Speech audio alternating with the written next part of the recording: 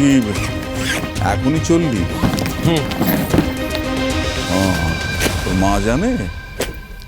জানে না, তবে জেনে যাবে।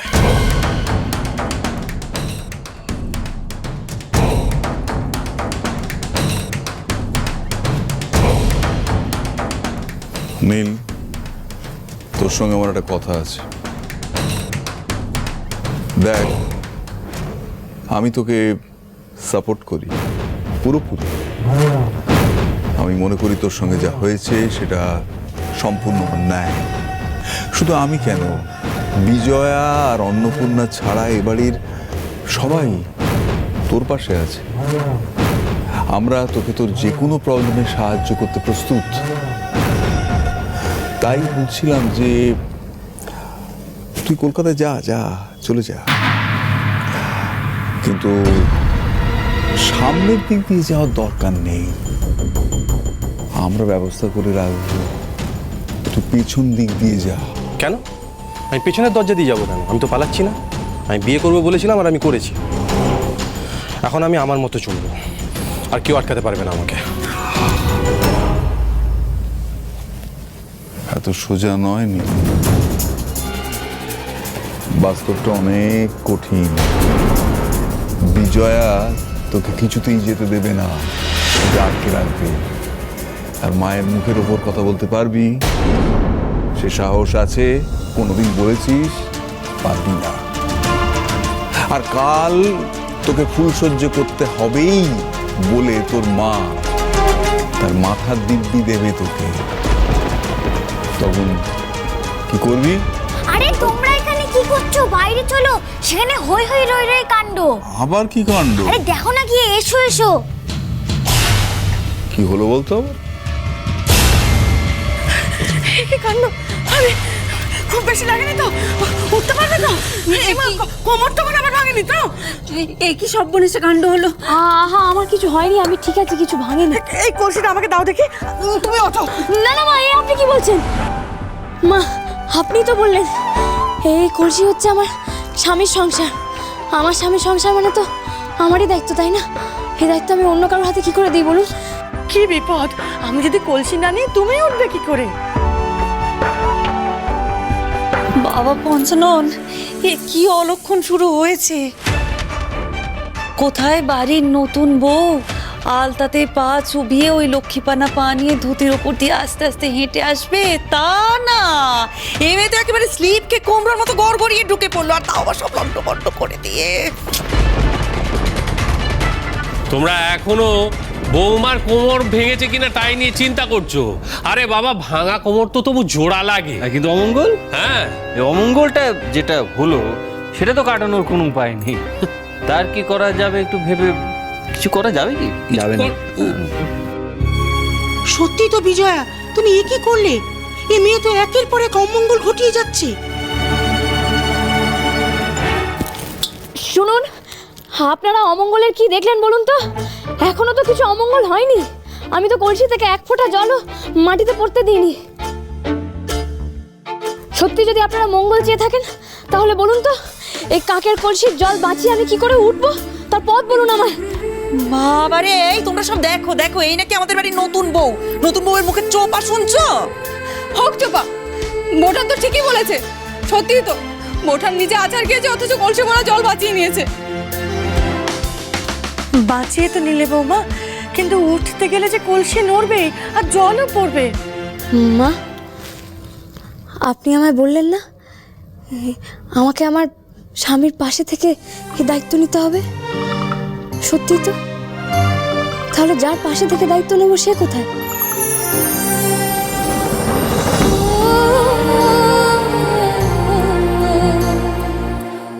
আপনি ওনাকে ডাকুন। ওনারও তো স্বামী হিসেবে কিছু কর্তব্য দায়িত্ব আছে, তাই না? সে এসে না হয় আমার পাশে দাঁড়াক। ওই দেখ নীল, তোর বউয়ের অবস্থা। পুরো ক্লাউন, লোক হাসাচ্ছে।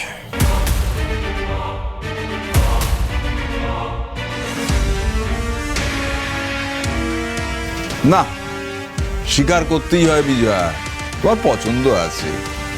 এসেই একেবারে অধঃপতন। গর্তে পড়ে থাকা কাউকে তুলতে গেলে গর্তেই নামতে হয়। তেমনি এই অধঃপাতে যাওয়া মানুষদের সংসার বাঁচাতে গেলে নিজেকেও একটু অধঃপাতেই যেতে হয়।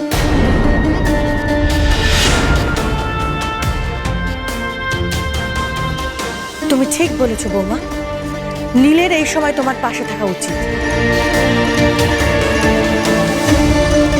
নীল, বৌমা নিজে পড়ে গেছে, তবু কলসি পড়তে দেয়নি। সংসারটা কিন্তু তোদের দুজনের, তাই এবার দায়িত্ব নিয়ে বৌমাকে তোল। মাকে রাখালে যদি সত্যি কলকাতা যেতে না হয়, তার থেকে বরং একটা কাজ করি। বেশ, আমি তোমার কথায় এই কলসিটা তুলব, কিন্তু তারপর আমি যা রিকোয়েস্ট করবো তুমি সেটা রাখবে বলো?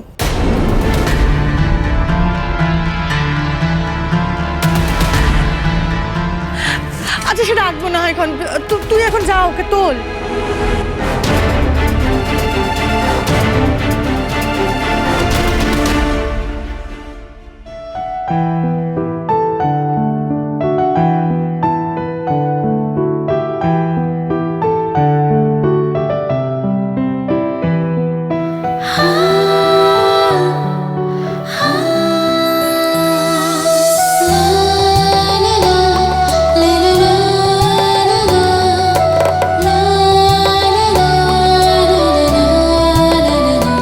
তুললাম তো, এবার বলো কি করব? আরে ছাড়ুন না, কি আমাকে দিন।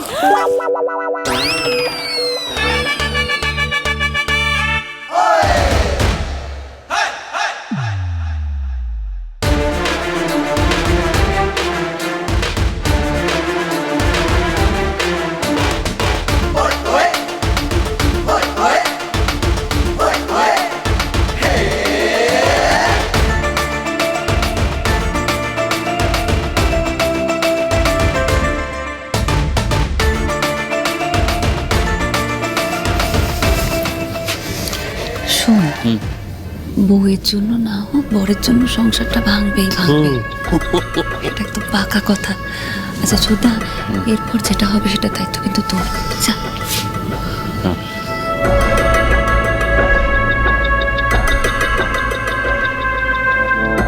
কলসি তুলতে বলেছো, তুলেছি, এর থেকে বেশি দায়িত্ব ছিল না আমার।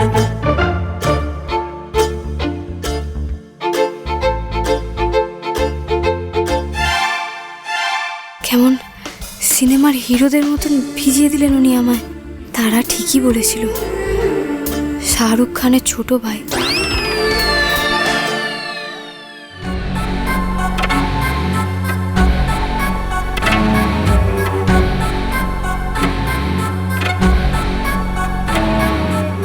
শৈলের বুদ্ধি আছে বলতে।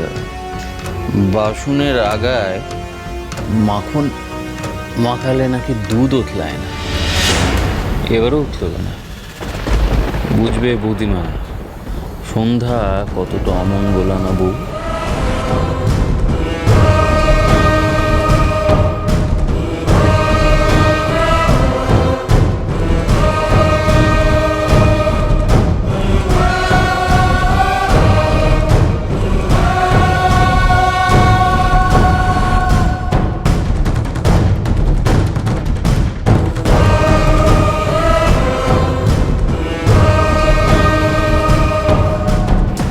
মা,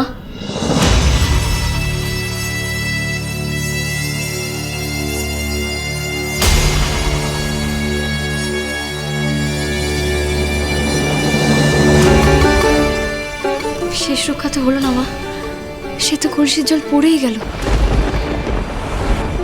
কি বলছো বৌমা? বরং সব দিক থেকে রক্ষা পেল বলো। ওই কলসির জল ছিল নীলের সংসার, আর ওই জলে তোমার স্নান, মানে বোঝো,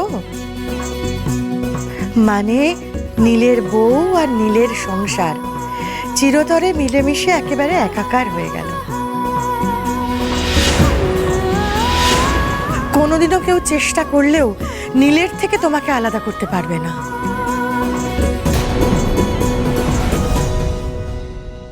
বাবা পঞ্চাননকে প্রণাম করো।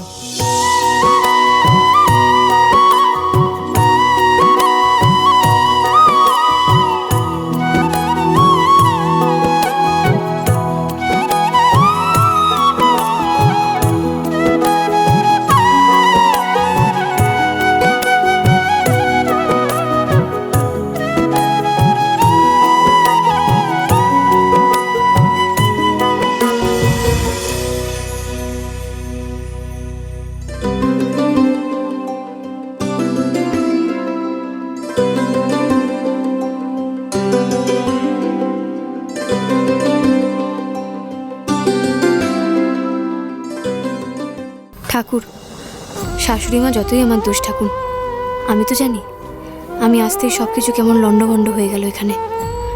তুমি দেখো ঠাকুর, আমি যেন এবারের কোনো অমঙ্গল না করি।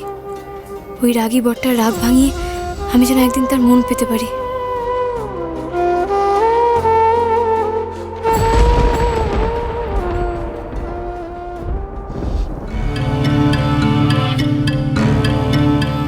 হাতে ঘিয়ের গন্ধ এলো কোথা থেকে? প্রণাম হলো গো এবার। ভেজা কাপড়ে তো ঠান্ডা লেগে যাবে, এই কাপড়ে আবার দুধ উতলানো দেখতে হবে। না না, চলো চলো। ছোটদা যদি কাজটা ঠিকঠাক মতো করে থাকতে পারে তাহলে আজ আর দুধ দেখা হলো না।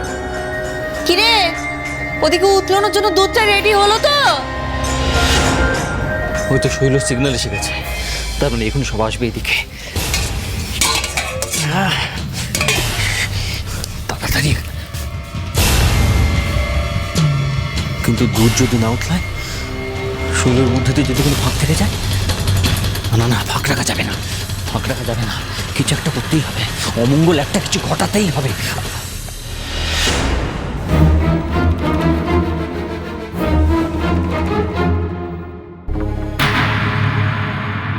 খুব তো বউকে নিয়ে আদিক্ষেতা করছো, তাতেই সব ঠিক থাকবে তো?